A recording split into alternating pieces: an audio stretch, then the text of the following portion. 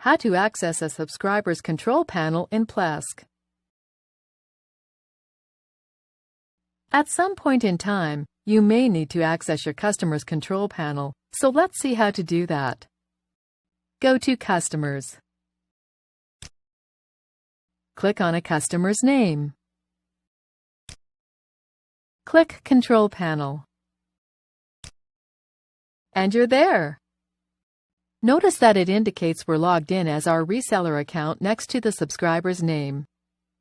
For detailed information on how to use this panel, please watch the End User series.